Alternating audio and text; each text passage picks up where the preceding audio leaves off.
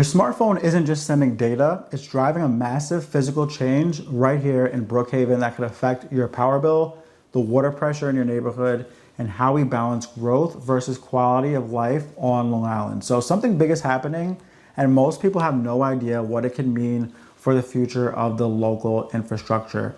At first, this might sound like just another zoning debate, but there is one more detail about these facilities that almost everyone is missing, and it's going to change how you look at the demand for technology in Long Island in the backyard. So let's talk about what just happened. The town of Brookhaven has taken a significant step by voting on an 18-month moratorium specifically targeting AI data centers. So when we hear moratorium, it really means a pause. They are hitting the brakes for a year and a half and stop any new projects of this type from moving forward. The goal here is simple.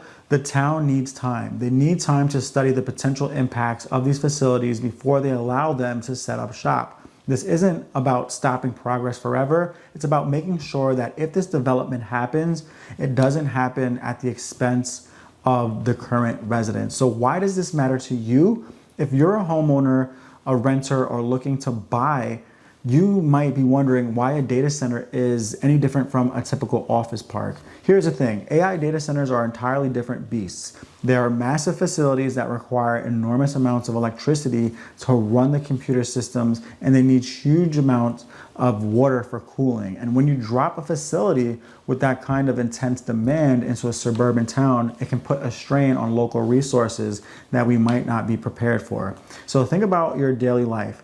We all rely on the electrical grid and local water supply.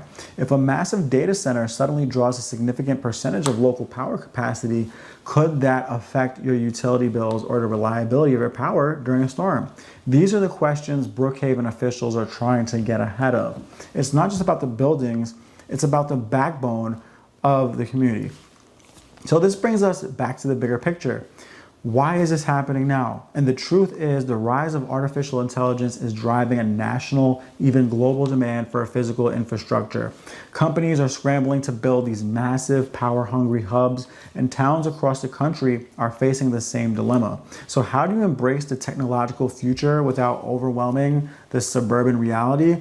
Brookhaven isn't alone in this. We are seeing more and more municipalities across the country having to pause and reevaluate their zoning codes to account for this new industrial demand.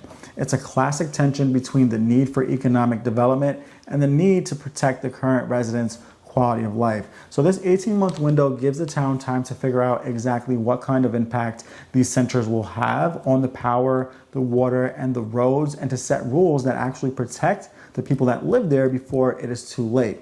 So looking ahead, what should you keep an eye on?